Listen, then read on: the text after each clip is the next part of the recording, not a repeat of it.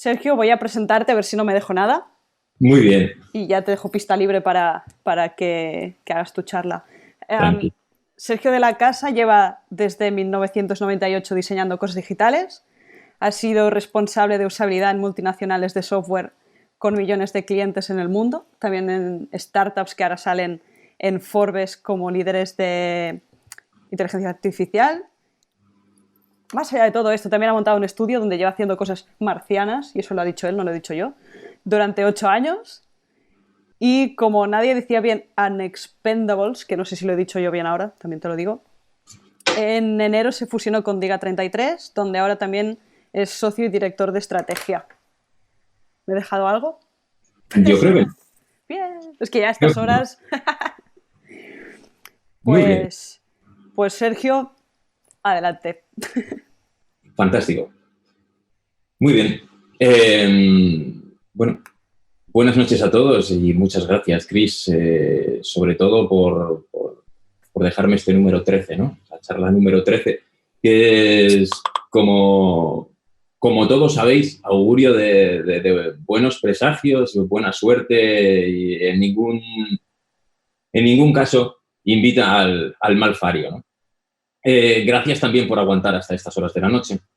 Y, y entre las muchas cosas para que nos sirve el número 13, fijaos, porque os hagáis una idea, en el Apocalipsis el número 13 es el que hace referencia al anticristo, o en el tarot es la carta que hace referencia a la muerte. También hoy quizá más de actualidad que nunca, por decirlo de alguna manera, estamos celebrando las consecuencias, ¿no? Del invitado número 13 a la última cena y también un 13 viernes del año 1307. Eh, el rey Felipe IV de Francia y el papa Clemente V decidieron asestar un golpe mortal a la que se conocía como la Orden de los Pobres Caballeros de Cristo y del Templo de Salomón, la Orden de los Templarios.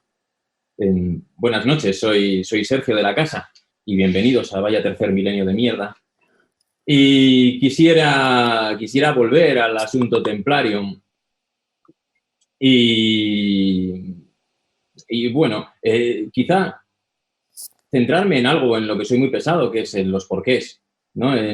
Si preguntásemos por los síntomas, ¿no? Dices, ¿por qué decidieron acabar con ellos? Bueno, pues por herejes, ¿no? Era la excusa, era el síntoma. Pero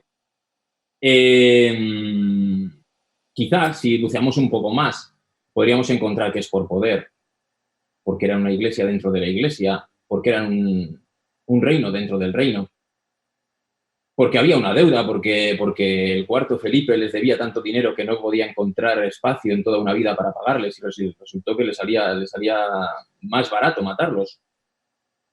Pero también había una deuda, podemos decir, moral que está muy relacionada con el mayor éxito del branding de toda la humanidad, que es que es cómo conseguimos hacer de un instrumento de tortura, un brutal instrumento de tortura, un motivo reconocible en todo el mundo prácticamente y además dotarlo de connotaciones positivas incluso. Y a mí siempre me ha llamado la atención cómo triunfó este símbolo por encima de este otro, que era originario de los primeros cristianos, ¿no? El alfa, el pez, que evoca el milagro de los panes y los peces, que nos habla de la magia, de la multiplicación, y no el otro que nos habla de la resta, del dolor, del sufrimiento. Y la única conclusión a la que llego es que establece un contrato muchísimo más fuerte, porque en esta balanza, en la balanza de este contrato, en el platillo de la deuda, lo coloca todo, coloca lo máximo que se puede dar, ¿no? ¿Quién puede competir con un contrato así? Imaginaos que llega alguien, que es Dios, y dice, he cogido a lo más preciado que tenía, que es mi hijo, le he hecho todas las puñetas del mundo y le he hecho morir entre terribles sufrimientos solo por ti. Y después de eso, llega la segunda línea del contrato y ahora tan solo te voy a pedir estas cosas. ¿qué contrato más restrictivo hay que el que a priori lo coloca todo en un platillo de la balanza? Al final, estas dos opciones, sustentadas por hombres, ¿no? Por Pedro, por Pablo, los dos sacerdotes, tenían un matiz, que es que uno era pescador y el otro cobrador de impuestos. Pero dejad que vuelva una vez más sobre el asunto templario y sobre cómo este contrato de pronto se sintió abusivo. ¿Qué es lo que había cambiado? Había cambiado fundamentalmente el contexto, ¿no? El gasto durante las cruzadas, se habían cambiado un montón de situaciones que hacía que las mismas personas con el mismo acuerdo actuaran de formas muy diferentes. Al final, en este escenario de usuario, contexto, dispositivo e interfaz, siempre decimos que un usuario en diferentes contextos son diferentes usuarios. Y en el contexto que estamos viviendo actualmente, con todas esas restricciones que tiene, está, digamos que aún más sobre la mesa. Si por seguir hablando de contratos, los templarios, fijaos que en este caso midieron mal, pero en otras cosas midieron muy bien. Por ejemplo, inventaron la letra de cambio. La letra de cambio, al final, lo único que garantizaba es que tú dejabas el oro en una encomienda templaria, en cualquier lugar del camino, y ellos no solamente garantizaban tu seguridad, sino que te expedían un papel, un escrito, con el cual podías personarte en cualquiera de sus encomiendas o incluso en determinados comercios concertados y hacerlo valer como carta de pago. Y fijaos, solo es un papel y una promesa. Es algo que se acepta por consenso, por quien lo expide y por el beneficio que te aporta. Aquí hay una frase que me encanta, que me dijo Silvia Calvet, es que el diseño de servicios, el valor se cocrea con el cliente. Y es que ese papel no es más que la ilusión de un derecho, pero es una ilusión en la que todos creemos. Otra frase que me gusta es que los grandes errores vienen no por aquellas cosas que ignoramos, sino por aquellas que creíamos ciertas y no lo eran. Y no puede ser esto más de actualidad. Cuando estamos viendo qué es lo que ocurre con nuestra seguridad y nuestra libertad. Cómo habíamos olvidado, ¿no? Esa persona que va detrás de la cuadriga del César susurrándole al oído memento mori, recuerda que eres mortal. Recuerda que esto que tienes no es más que fruto de un acuerdo, lo que nos lleva a la siguiente pregunta, que es ¿cuándo vamos a salir a romper escaparates? ¿Por qué? Porque la primera semana esto era una anécdota y era hasta divertido y colocábamos nuestros horarios y los subíamos a Twitter y todo eran sonrisas. Y la segunda empezamos a descubrir que nos poníamos tristes y a compartirlo y a decir no pasa nada, chicos, por estar tristes. La tercera semana empezamos a sentirnos muy incómodos y la cuarta probablemente ya estamos rozando unos límites de incomodidad que no sospechábamos. La pregunta es, ¿cuándo se volverá este contrato demasiado abusivo como para nosotros, ¿no? ¿Cuándo nos convertiremos en ese cuarto Felipe? Hay un dato importante aquí y es puramente local y es puramente heredero del contexto, ¿no? De decir, ¿hasta qué punto influye en el contexto mediterráneo la familia? ¿De cuántas crisis nos ha salvado? ¿De cuántos escaparates rotos nos ha salvado, no?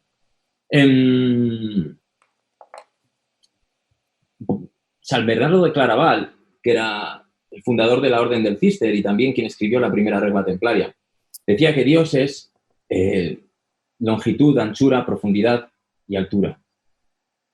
Para esta gente, Dios es orden, es certeza, es rutina, es seguridad. Y es lo que estamos perdiendo ahora. Y es lo que nos está haciendo sentirnos profundamente incómodos. Entonces, ¿con qué construimos ese contrato, no? Más allá de mitigar los síntomas, que es lo que estamos haciendo, más allá de ser reactivos. ¿Qué es lo que nos daba esa seguridad que ahora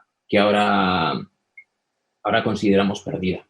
Pues, en primer lugar, es la inmutabilidad, es la esa capacidad que tenemos para un trabajo repetitivo, para saber que tras un día viene otro, que la nómina que ha llegado este mes llegará el que viene y llegará el siguiente, o que tras este trabajo habrá otro, o que tras este proyecto habrá otro. Los mismos lugares, las mismas actividades, los mismos momentos. Y fijaos, esto es tan importante para el ser humano que en un determinado momento inventó el tiempo. El tiempo no es algo que exista. El tiempo, eso que damos por supuesto, no es más que otro acuerdo. Es una construcción humana que está al servicio del orden, de esa rutina. La certeza de que después de la primavera vendrá el verano y de que coincidiremos dos personas que queremos coincidir en el mismo lugar, porque hemos establecido ese código, ¿no? Igual que fabricamos otra serie de herramientas para garantizar esa recurrencia, como es el dinero, ¿no? El caso que os comentaba de la letra de cambio. Es otro invento humano, otra promesa, otro ítem dentro del sistema de diseño. Es otro elemento dentro de ese playbook, ¿no? Que nos ayuda a decodificar esta realidad. Entonces tenemos la recurrencia, el tiempo y el dinero, que son inventos humanos. ¿Qué más tenemos, no? Después nos queda lo que nos queda cuando, si nos viéramos desnudos en una habitación oscura, si nos viéramos sin nada, que son nuestros esfuerzos, el esfuerzo físico y el esfuerzo mental, nuestro material de construcción, nuestra construcción tecnológica. Y por encima de todas estas cosas, por encima de todo, lo que más manda, lo que está en la cúspide de esta pirámide, es el amor. Escoger y descubrir cómo nos sentimos queridos o no queridos.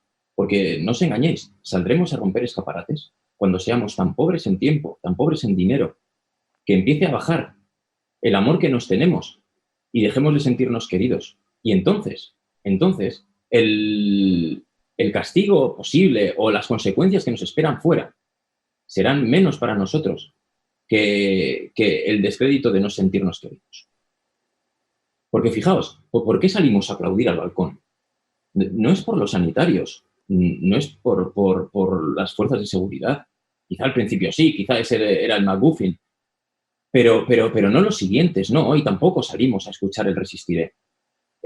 Hoy salimos fundamentalmente al balcón porque nos gusta ver en la ventana de enfrente otro preso, porque la calle se ha convertido en el patio de nuestra cárcel y necesitamos saber que en este grupo, en este círculo social, hay gente que es igual de desgraciada que nosotros. También por eso nos enfadamos a veces. Nos enfadamos con la gente que quizá está paseando el perro más del tiempo que nosotros estimábamos. Por eso nos gusta tanto coserle estrellas en la ropa a nuestros vecinos. Y todo esto, al final, ¿de dónde bebe, no? Decía Lovecraft que la emoción más fuerte y más antigua de la humanidad es el miedo. Y el más fuerte y antiguo de todos los miedos es el miedo a lo desconocido. Y el miedo a lo desconocido, en este caso, ¿no? en el del coronavirus, es el miedo a no saber si lo tenemos. El miedo a no saber si el de al lado lo tiene. Y por eso ponemos dibujos en las ventanas y por eso hashtags que son mentira, de todo va a salir bien, este virus lo tenemos todo y este virus no lo para nadie. Vale. Y estaréis diciendo probablemente, ¿y esto a mí qué me importa como diseñador? A mí, ¿esto qué narices me importa? Muy bien, pues ¿qué te importa? Y disculpad que quizá os haya pegado este rollo hasta aquí, pero es que nos cansamos de repetir que diseñemos para lo más probable y no para todo lo posible. Y luego hacemos cosas como decir, si lo más probable, lo seguro, lo que nos podemos fiar es que la persona que está al otro lado esté muerta de miedo. Cuando se instala nuestra aplicación, lo primero que le decimos es que se registre. De verdad, lo primero que le preguntamos es quién eres, dónde vives, qué notas, qué has hecho. De verdad. O sea, como diseñadores no somos capaces de ver más allá de ese síntoma. No somos capaces de ver más de ese escaparate, porque es muy bonito el hacer la risa con ¿cuándo vamos a salir a romper escaparates? Pero claro, ¿sabéis qué? Que para darle un abrazo a esa persona que se está intentando instalar nuestra aplicación, no necesitamos que se actualice el sistema operativo. Y no necesitamos ni siquiera saber su nombre. Y no necesito saber si estás geolocalizado. No nos damos cuenta, pero pedimos inversión constantemente. Primero actualízate, regístrate, cede derechos. Fijaos en el lenguaje.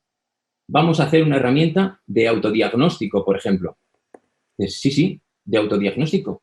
Si lo que sé es que esto te está haciendo una puñeta en 1000 situaciones, aunque no tengas ningún síntoma. Si, imaginad el cambio del lenguaje. No sé que estás asustado. Primero, deja que te abrace. Déjame decirte que cuidaremos de ti, que cuidaremos de los tuyos, que no necesitas tener fiebre para estar sufriendo esto. Pero no. Hacemos todo lo contrario y me diréis, estoy seguro que me lo decís, ¿eh? Que los abrazos no salvan vidas. Sí, completamente de acuerdo. Los abrazos no salvan vidas. Pero pedidme, por favor, que os recuerde una cosa. El otro día, un amigo mío, Asier Pérez, de The Way of Health, me hacía ver una cita de un estudio del National Health Service que concluía una cosa. Hay una relación directa entre la pronta puesta de pijama propio y la reducción del tiempo de hospitalización. Es decir, lo siguiente es que cuando a la gente le dejamos ponerse su pijama, cuando le dejamos sentirse querido, se reducen los tiempos de hospitalización, pero además de forma brutal. Pero no, nosotros no somos capaces de trasladar eso a nuestras interfaces digitales. No somos capaces y entonces lo que hacemos es coger y poner un montón de constricciones, poner un montón de pruebas, a decirle, no, pues mira, pues para pasar por aquí tendrás que arrodillarte y tendrás que claudicar y tendrás que darme todo esto sin ofrecer nada de valor. Y esto es lo que nos ocurre cuando vamos mitigando el síntoma, cuando trabajamos solo el dato, cuando estamos siendo reactivos. ¿Y sabéis lo que está pasando ahora? Lo que está pasando ahora es lo siguiente, que nos estamos equivocando en producción. Si hay por algo, por lo que existe el diseño, es porque es más barato equivocarse en tiempo de diseño que en tiempo de desarrollo y más barato en desarrollo que en producción. Pero ahora estamos descubriendo los errores en producción y pagando a un precio desorbitado.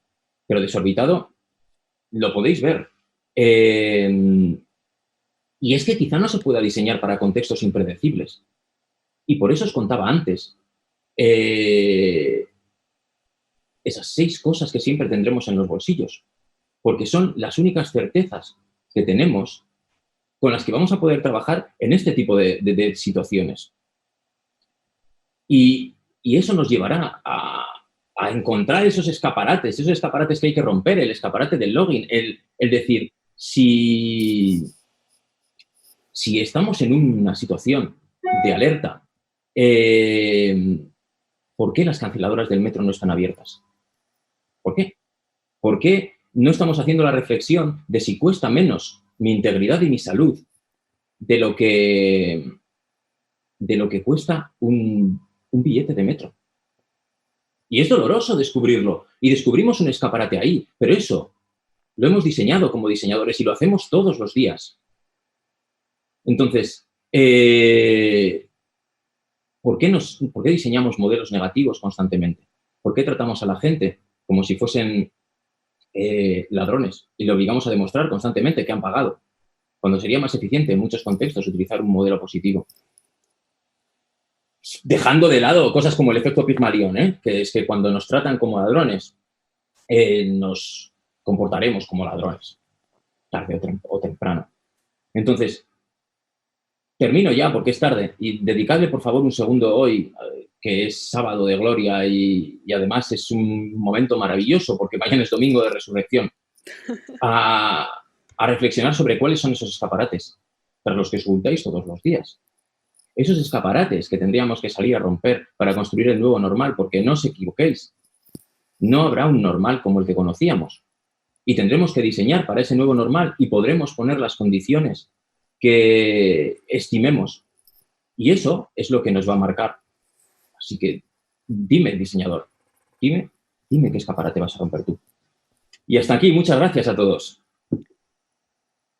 Si tenéis alguna pregunta o cualquier cuestión, pues al chat. Vale, Sergio, vaya fin de zapatillas from Mars, la verdad. Ha sido genial. Bueno, ya lo irás viendo en el chat de de Twitch, más que preguntas, genera como bastante debate. Pasa que con el delay no sé si podrás Bueno, no te preocupes. participar demasiado, porque en realidad no son preguntas, sino opiniones sobre la charla. La verdad es que la grandísima mayoría os ha parecido brillante cómo has entrelazado distintos temas para saber llevarlo a un evento como es Zapatillas from Mars. Me estoy fijando y Bueno, somos... es complicado. Ahí, al final es una charla de cierre y, claro, tampoco quería hacer un ejercicio académico, ¿no? Por eso también un poco de puesta en escena y demás. Sí, que contrasta mucho con las 3 luces que tengo yo aquí, pero... pero nada, No, sí.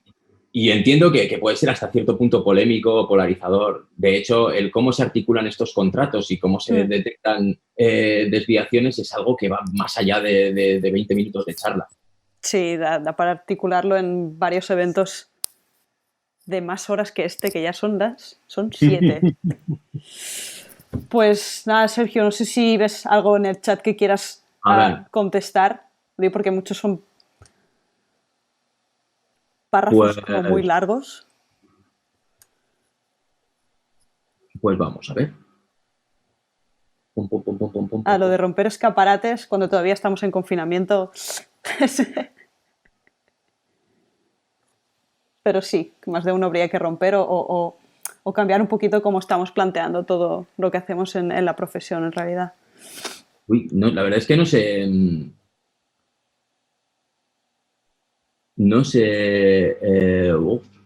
llegar hasta ninguna pregunta. Pues si quieres, da tu usuario en Twitter por si hay alguien que quiera seguir el debate que has montado. Bueno, sí, O yo tu siempre suelo email. poner, espera, pop, pop, pop, pop. La última, porque me lío a hablar y no paso las slides. Vale. Pues Pero la entonces, última siempre pone que los insultos, por favor, a @Sergio de la Casa, que estoy en Twitter.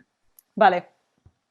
Pues Sergio de la Casa, para quienes queráis seguir a Sergio. Vale. Hay uno que dice, ¿qué opinas de la vuelta a la normalidad? No sé si es una pregunta a mí, supongo que sí. Supongo que sí. Muy bien, pues mira, de la vuelta a la normalidad. Por supuesto, se construirá un normal que no es el que hemos vivido. Un nuevo normal vamos a tener, ¿no? Sí, un nuevo normal en el que hoy, a ver, podemos tener pocas certezas, tenemos unas hipótesis, ¿no? Pero de las pocas certezas que podemos tener es que necesitaremos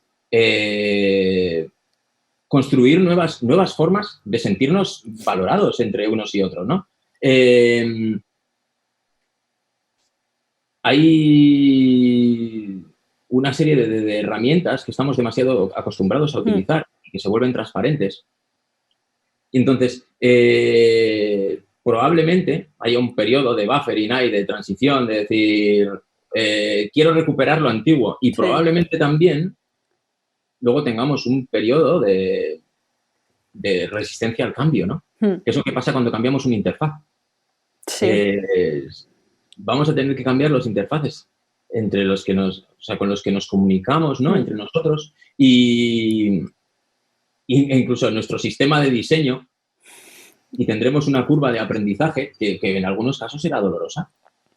Y lo único que podemos tener claro es que no contaremos con más recursos que lo que llevamos en los bolsillos, que es el tiempo, el dinero, el esfuerzo mental, el esfuerzo físico, nuestra capacidad para saber que después de un mañana vendrá otro y nuestra necesidad de sentirnos queridos, porque no tenemos mucho más. No, y en realidad nos aferramos a una serie de cosas que a las que no deberíamos, la mayoría de veces. Si te parece, lo dejamos aquí. Venga, va. Yo ya me puedo despedir después. Muy bien. Y ya está, ¿vale? Y lo repito, Sergio de la Casa, ¿no? ¿Has dicho el usuario en Twitter? @Sergio de la Casa. Pues quien quiera seguir el debate o hacerle más preguntas a Sergio, le encontráis en Twitter, ¿vale? Y nada, Venga. Sergio, muchas gracias. A ti. Hasta luego. Hasta luego.